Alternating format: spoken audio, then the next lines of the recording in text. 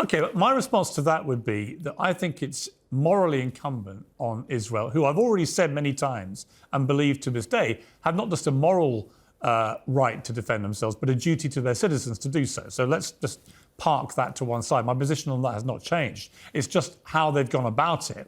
And, only yesterday we saw Israel forces dressing up both as, in Hamas-style clothes and Palestinian clothes to go into a hospital on the West Bank and take out 3 Hamas terrorists. And there are many people, impartial observers who say that what they did there contravenes international law, that they're effectively committing war crimes because it's a violation of international law to feign protected status, in this case by dressing up as a doctor or patient, in order to invite the confidence of the adversary and then proceed to kill or injure them. And it's also against international law for combatants who've been incapacitated by wounds or sickness and are protected from attack as persons ordered to combat. So if they're paralysed or incapacitated, an attack on that individual is prohibited by international law. So I look at that, it seems to be a prima facie case of Israel breaking the law.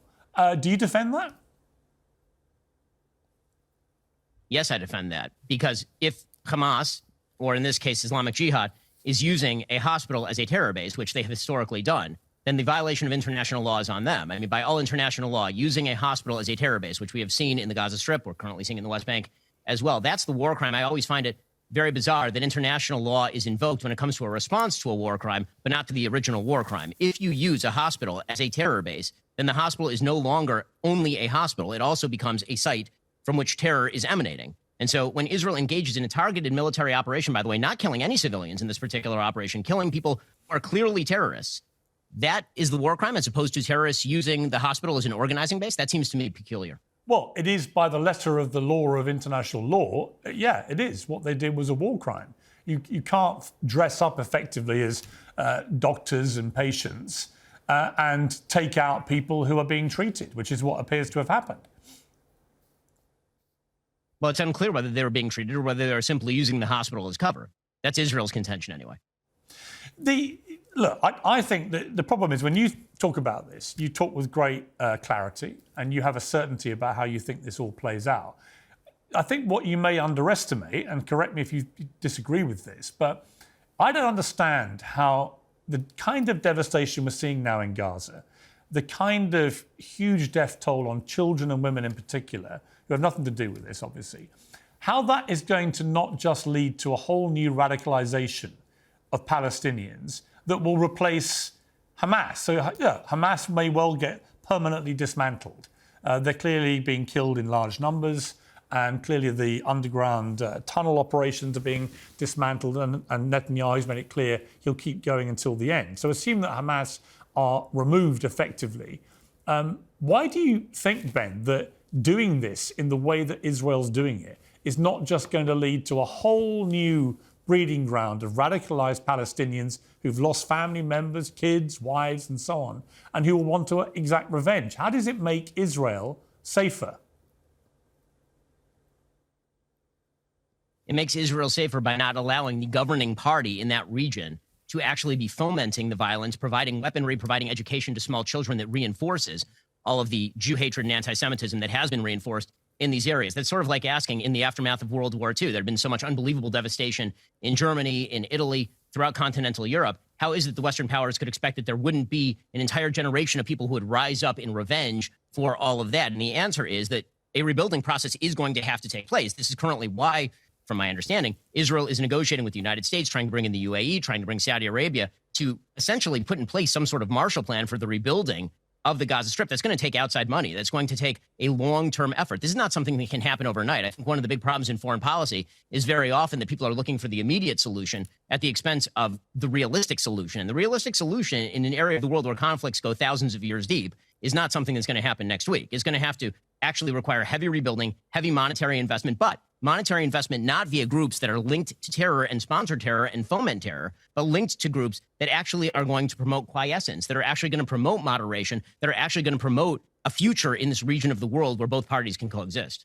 When I interviewed you, I later interviewed Andrew Tate several weeks later in Romania, and he said this. So Ben is a warmonger. Ben has been wrong on basically every single issue you can name. He was with you with the vaccine and every other war. Ben is always calling for other people's young men to go and die in some war. He seems to love it. I don't know if he has short man syndrome, but he's always behind his desk calling about how important it is that big, strong men like me go and die.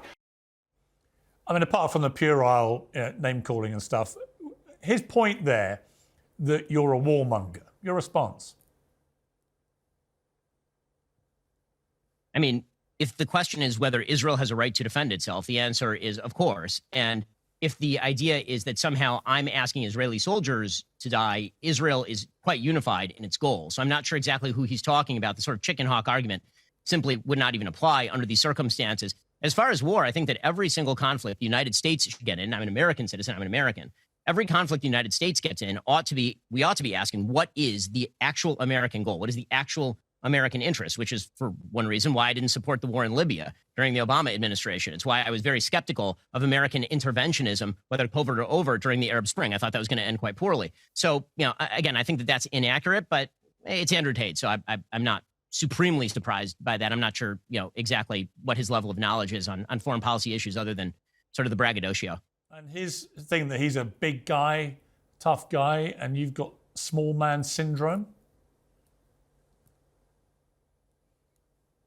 I'm not sure what to make of that. I mean, I guess that, if your version of manhood is walking around shirtless, smoking cigars in Romania, then I guess you can have that. That's okay. I mean, sure. My version of masculinity is a little bit different. It's, being married with 4 children and raising a family in a solid community, but I guess to each his own. Do you think Andrew Tate is a good influence on young men in particular around the world? He seems to have a very big one. Is it a good one? I think that Andrew Tate says, as I've said on your show before, I think that his diagnosis of some problems is correct. I think that his actual prognosis and recommendations for solving those problems is more frequently than not deeply incorrect. You tweeted something yesterday, I think, which got a lot of attention online. I just want to quickly ask you about this. It involves a woman called Rachel Corrie. So I'm sorry, it was posted yesterday. You originally tweeted it in 2011, and you said, I would love to write a book called Great Idiots of History. Rachel Corrie would make the list. And it got retweeted yesterday and started fizzing around the internet. When you look back at that tweet, do you have any regrets about the way you phrased that? Not particularly. I mean, I think that Rachel Corrie, her death was tragic, but that doesn't mean that she wasn't engaged in deep foolishness. That there are many members of the West who unfortunately do act as useful idiots for terror groups. Rachel Corrie was associated with the International Solidarity Movement. She was in the Gaza Strip in Rafah, Gaza in 2003 when Israel was conducting military operations in the middle of the Second Intifada. She was blocking a site that Israel had suggested was actually being used to hide terror tunnels, which, as we now know, is a frequent tactic being used in the Gaza Strip. And she planted herself in the blind spot of a bulldozer. Her death was a tragic accident. It's tragic. That doesn't mean that she wasn't acting as a useful idiot on behalf of far more nefarious forces. But she is a young woman who got bulldozed to death. And this was, 13 years ago, and you're a different character now. I just wonder whether, looking back on it, you would have phrased that differently. I mean, perhaps I might phrase it differently now. Do I feel that she was a fool and that she was acting on behalf of nefarious interests? Absolutely.